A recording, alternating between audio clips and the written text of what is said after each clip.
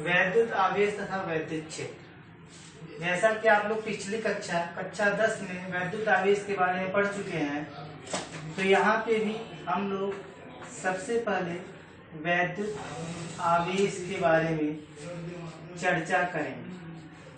वैद्युत आवेश होता है, वैद्युत आवेश इलेक्ट्रिक चार्ज।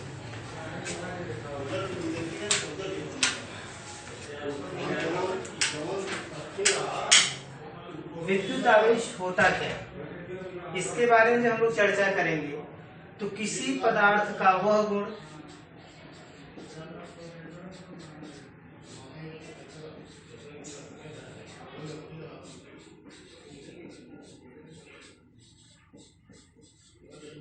जिससे उसमें वैद्युत तथा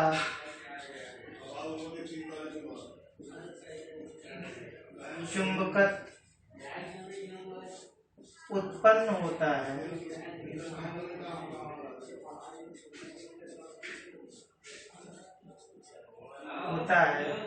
वैद्युत आवेश कहलाता है।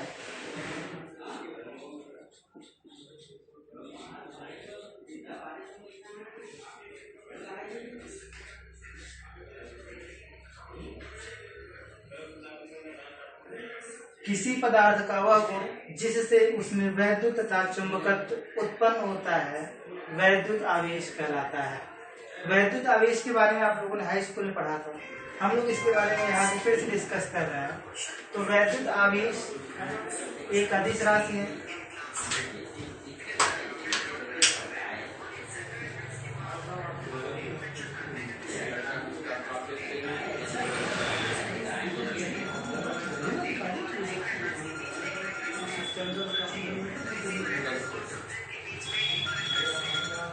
अदिश राशि है। इसका मात्रक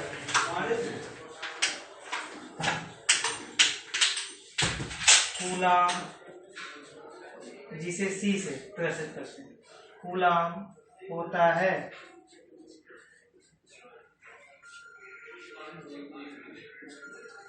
अदिश राशि क्या होती है? अदिश राशि का मतलब वे भौतिक राशियां जिसमें सिर्फ परिमाण दिशा का ज्ञान नहीं, ऐसी भौतिक राशियों को अदिश राशियां कहते हैं। अब हम बात करेंगे कूलाम।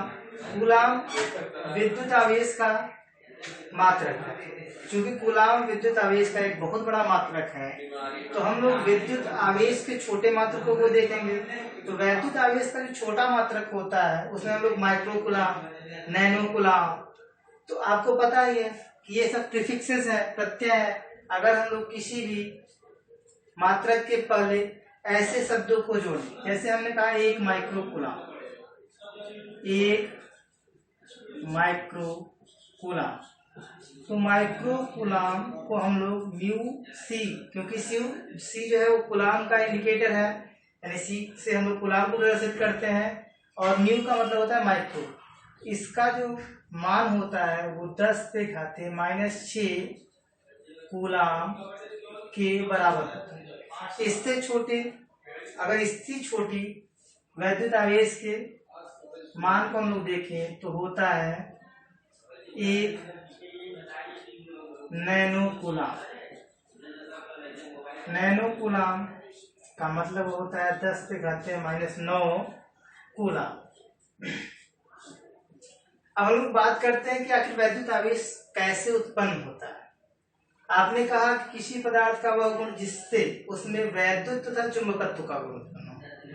आप लोग एक छोटी क्लास में थे तो आप लोग करते क्या थे, अपने पेन को लेते थे, इसे सूखे बालों में खींचते थे और इसे कागज के छोटे छोटे टुकड़ों के पास, ये कागज का छोटा छोटा टुकड़ा होता था, इसके पास इसको ले जाते थे। तो जब आप इसको इसके पास ले जाते थे तो कागज का छोटा छोटा टुकड़ा इस पेन में चिपक जाता था, है ना भाई जी? आपने किया होगा निश्चित तौर पे।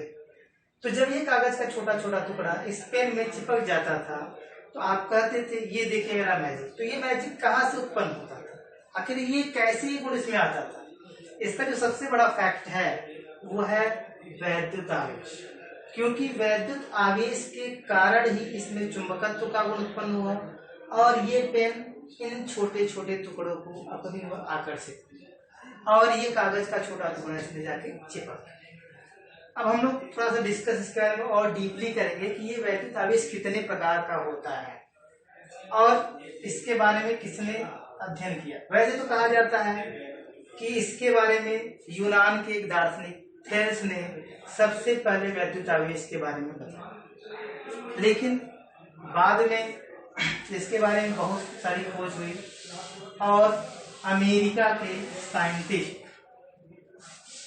बेंजामिन फ्रैंकलिन ने बताया कि वैद्युत आवेश दो प्रकार का। आखिर वैद्युत आवेश होता है, लेकिन ये दो प्रकार का होता है क्यों? बिना प्रमाण के तो हम ऐसा कह नहीं सकते कि वैद्युत आवेश दो प्रकार का। वो प्रमाण उनको मिला कहाँ? इसके लिए उन्होंने एक प्रैक्टिकल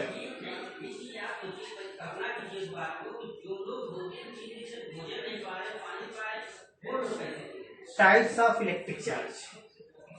तो टाइप्स ऑफ इलेक्ट्रिक चार्ज के लिए हम अगर डिस्कस करें तो इसके लिए सबसे पहले आपको दो प्रकार के रॉड को लेना होगा। एक होता है आपका कांच का रॉड, तो इन्होंने लिया एक कांच का रॉड। ये किसका रॉड है? कांच का। इसके साथ इन्होंने एक रेशम का टुकड़ा लिया। ये रेशम के कपड़े का एक छोटा टुकड़ा है सिल्क का। और दूसरा उन्होंने एक आबनूस की छड़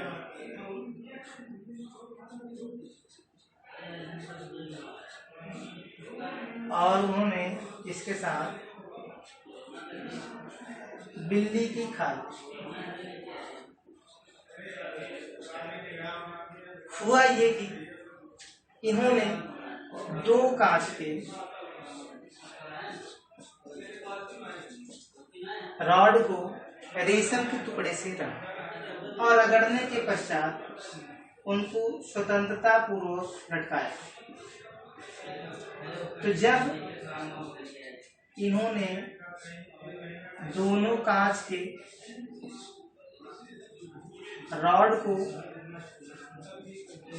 एक दूसरे के पास लाया तो देखा कि ये दोनों एक दूसरे से दूर हट रहे हैं, अर्थात प्रतिकर्षित कर रहे हैं।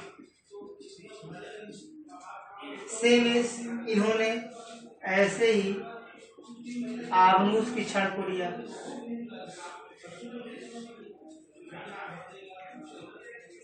और उसे जो है बिल्ली की खाल से रगड़ा। इसके बाद इनको स्वतंत्रता पूर्वक लटकाया।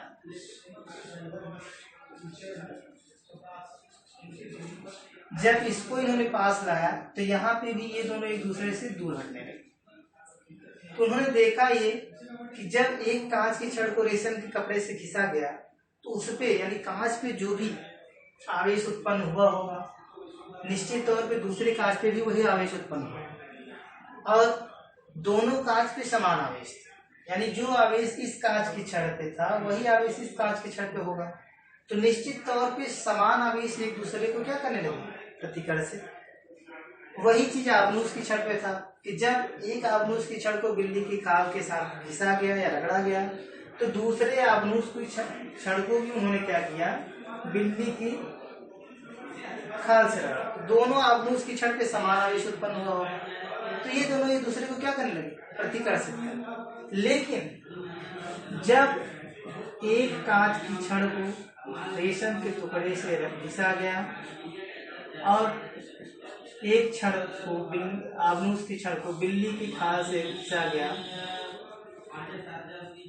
तो ये दोनों एक दूसरे की ओर आकर्षित होने लगे। इनको स्वतंत्रता पूर्वक लटकाया गया तो ये दोनों एक दूसरे की ओर आकर्षित होने लगे। तो अमेरिकी वैज्ञानिक कहाँ के थे? अमेरिका के। अमेरिकी वैज्ञानिक नाम याद रख लीजिएगा इनका क्योंकि बहुत ही महत्वपूर्ण है। अमेरिकी वैज्ञानिक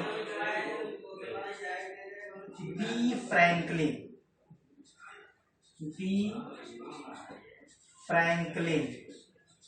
इनका पूरा नाम है बेंजामिन फ्रैंकलिन। तो बेंजामिन फ्रैंकलिन ने बताया कि एक आवेश वो है जो कांच की छड़ पे उत्पन्न हुआ और दूसरा आवेश वो है जो कि आगमूस की छड़ पे उत्पन्न हुआ। इस प्रकार आवेश दो प्रकार के होते हैं। आवेश कितने प्रकार के होते हैं? दो प्रकार के। वैद्युत आवेश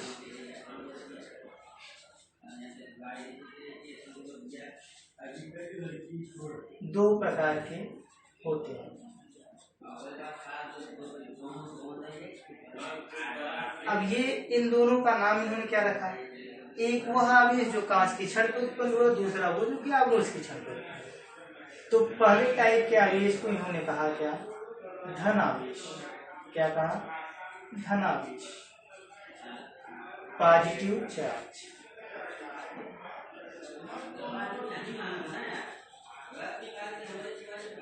और जो दूसरे टाइप का, जो दूसरे प्रकार का आवेश था, उसको उन्होंने कहा ऋण आवेश।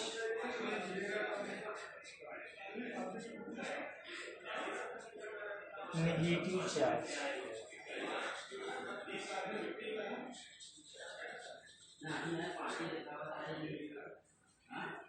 इन दोनों आवेशों को लेकर इन्होंने जो प्रैक्टिकल किया, जो प्रयोग किए, उस प्रयोग के आधार पर इन्होंने बताया कि कांच और कांच पे समान आवेश था, ये दोनों एक दूसरे को प्रतिकर्षित कर रहे थे। सेम यहाँ पे भी ये प्रतिकर्षित कर रहे थे, लेकिन जब एक कांच का छड़ और दूसरा आगमूस का छड़ था तो ये दोनों एक दूसरे को क्या कर रहे थे? आकर्षित कर रहे थे। तो इन्होंने बताया क्या कि दो सजातीय आवेश यानी समान आवेश एक दूसरे को, यानी कांच की जो आवेश उत्पन्न था, कांच की जो आवेश उत्पन्न, वो दोनों एक दूसरे को क्या कर रहे थे? प्रतिकर्षित। वही समान आवेश आगमूस और आगमूस पे क्या कर रहे थे? प्रतिकर्षित। लेकिन अगर हम कांच और आगमूस की बात करें तो इससे जो आवेश उत्पन्न हुआ होगा वो दूसरा आवेश होगा, और आगमूस की छड़ पे जो आवेश उत्पन्न हुआ होगा वो दूसरा आवेश उत्पन्न हुआ होगा। तो ये दोनों आवेश एक दूसरे को क्या कर रहे थे? प्रतिकर्षित, आकर्षित। सॉरी। तो इन्होंने एक नियम दिया, वो नियम ये था, ये आप नोट कर सकते हैं यहाँ पे, क्योंकि ये महत्वपूर्ण लॉ है, आगे चल के आपको न्यूमेरिकल में ये मदद करेगा।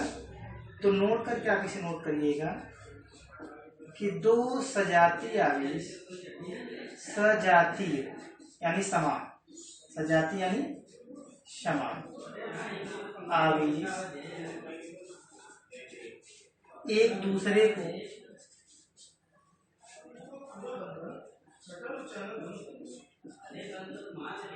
प्रतिकर्षित करते हैं, जबकि दो विजातीय आवेश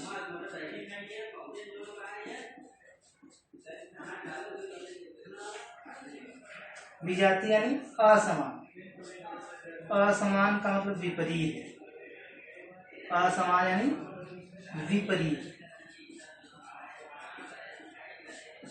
आवेश एक दूसरे को आकर्षित करते हैं।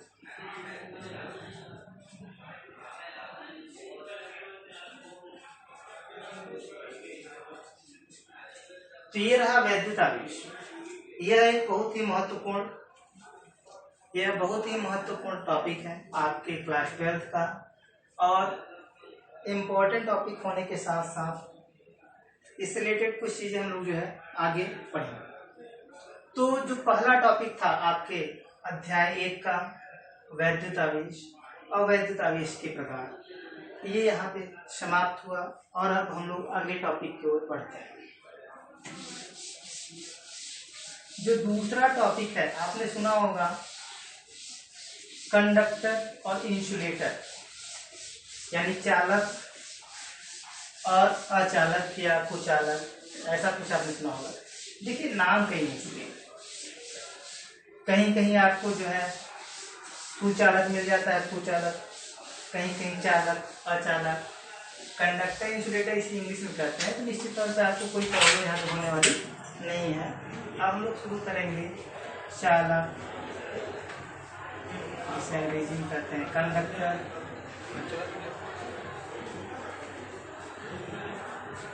तो सबसे पहले हम चालक के बारे में, आखिर चालक है क्या, किसे हम लोग चालक कहेंगे।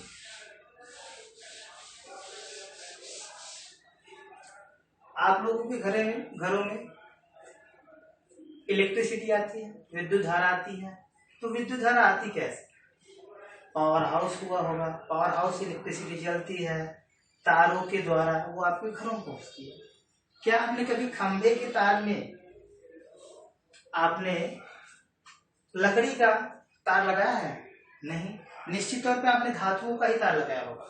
तो निश्चित तौर पर हम चालक की बात करें तो चालक होता क्या है, चालक क्या होता है, इसको डिस्कस करने के लिए आप ये समझिए कि वह पदार्थ या वे पदार्थ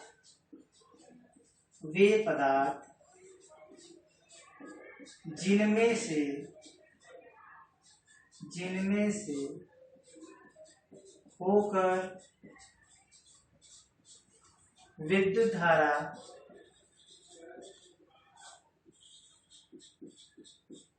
आसानी से प्रवाहित होती है, चालक या वैद्युत चालक कहलाता है।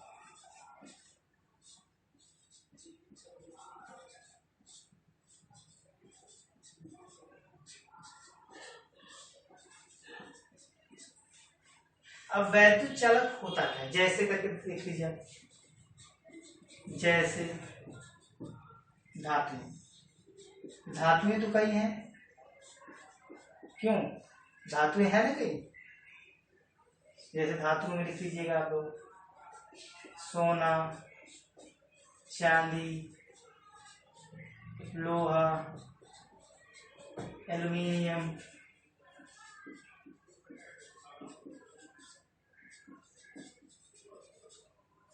कॉपर आदि। ये तो हो गए धातु। धातुओं के साथ साथ पृथ्वी भी एक चालक है।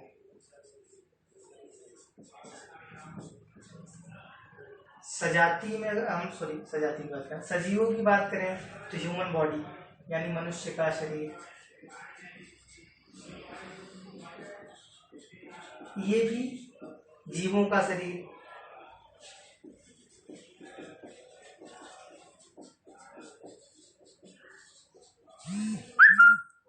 ये सब चालक है। ये सब क्या है, वैद्युत के चालक, यानी वे पदार्थ जिनमें से होकर विद्युत धारा आसानी से प्रवाहित होती है वैद्युत चालक कहलाते हैं। अब हम इससे आगे बढ़ते हैं, वो है अचालक, कुचालक, जो भी आप कहिए, अचालक। तो हम यहाँ पे वैद्युत अचालक या कुचालक की बात करेंगे। यानी यहाँ जो है चालक यानी कि इलेक्ट्रिक कंडक्टर की बात हुई है, यहाँ पे इलेक्ट्रिक इंसुलेटर, इसको हम लोग सिंपली इलेक्ट्रिक इंसुलेटर की बात कर रहे हैं। कि आखिर अचालक होता क्या है। जब आप अचालक की बात करेंगे तो अचालक के पहले अलग है, अर्थात चालक का विपरीत। चालक का विपरीत क्या होता है, चालक का विपरीत है जिसमें से विद्युत धारा आसानी से प्रवाहित हो और जिसमें से आसानी से प्रवाहित न हो। सीधा सीधा है, जिसमें से हो के आसानी से प्रवाहित हो और जिसमें से हो के आसानी से प्रवाहित न हो, ऐसे पदार्थों को आप क्या कहेंगे, वैद्युत अचालक। तो यहाँ पे आपने लिखा जो है बस उसका विपरीत यानी विलोम अगर आप लिख देंगे तो वैद्युत अचालक आपका हो जाएगा। यानी वे पदार्थ जिनमें से होकर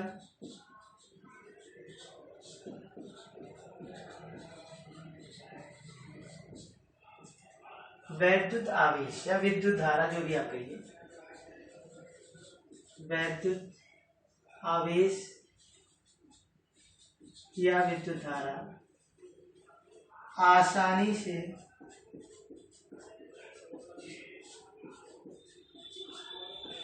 प्रवाहित न हो, वैद्युत अचालक, वैद्युत अचालक कुचालक या इंसुलेटर कहलाते हैं। जैसे अधात्मीय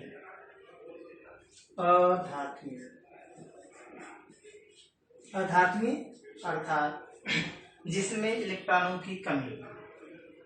अधात्मीय कांच, प्लास्टिक,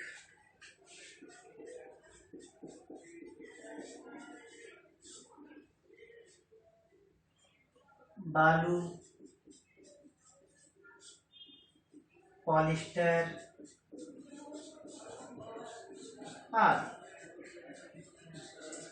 ऐसी धातुओं में वैद्युत आवेश या वैद्युत धारा का प्रवाह नहीं होता। ऐसे पदार्थों को वैद्युत अचालक या अचालक पदार्थ कहते हैं। ठीक है। इसके बाद इन दोनों के अलावा बीच में एक टॉपिक आता है जो चालक और अचालक के बीच का गुण उत्पन्न करता है। अर्थात हम वैद्युत चालक और अचालक के बीच का जो गुण होता है उसको आपने अर्धचालक पढ़ा होगा, सेमी कंडक्टर। तो निश्चित तौर पे चालक अचालक के बाद हम लोग अर्धचालक की बात करें। तो अर्धचालक यानी जो चालक और अचालक के बीच का गुण उत्पन्न करता हो। निश्चित तौर पे दोनों के बीच का गुण, तो दोनों के बीच का गुण का मतलब ये है कि किसी टेम्परेचर पे वहां वैद्युत धारा प्रवाहित भी होती होगी और किसी टेम्परेचर में विद्युत धारा प्रवाहित नहीं भी होती, दोनों चीजें। क्योंकि चालक में विद्युत धारा का प्रवाह होता है ना, और अचालक में नहीं होता। तो हम लोग यहाँ पे अर्धचालक की बात करेंगे। अर्धचालक को आप क्या कहते हैं? सेमी यानी आधा, कंडक्टर चालक। आधा चालक, तो आधा चालक है तो आधा क्या होगा? अचालक। तो निश्चित तौर पे आप इसको अगर परिभाषित करना चाहें तो आप ऐसे लिख सकते हैं कि वे पदार्थ जो चालक तथा अचालक के बीच, चालक तथा अचालक के बीच इसके बाद बंद कर दीजिएगा, को प्रदर्शित करता है।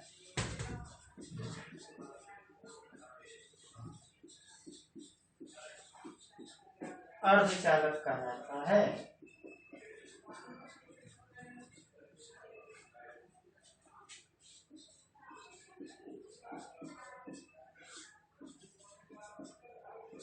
जैसे जर्मेनियम,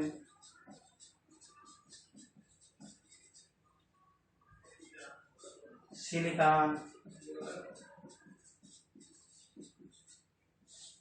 कार्बन आदि। अगर हम इनसे ताप, टेम्परेचर से रिलेटेड बातें करें तो अगर किसी चालक का ताप बढ़ाया जाता है तो उसकी चालकता घटती है। किसी चालक का ताप बढ़ाने पे उसकी चालकता घटती है। लेकिन अगर अर्धचालक की बात करें तो अर्धचालक ऐसा पदार्थ होता है कि जिसका तापमान बढ़ाने उसकी चालकता बढ़ती है, तापमान घटाने पे इसकी चालकता घटती है। 0 केल्विन पे सारे पदार्थ अचालक हो जाते हैं। 0 केल्विन पे सारे चालक अचालक की तरह व्यवहार करते हैं। तो निश्चित तौर पे आपका दूसरा टॉपिक समाप्त हुआ। अब तीसरा टॉपिक हम कल स्टडी करेंगे। आज के लिए इतना ही। आप लोग इसे अच्छे से पढ़िए क्योंकि आपका बोर्ड एग्जामिनेशन है। धन्यवाद।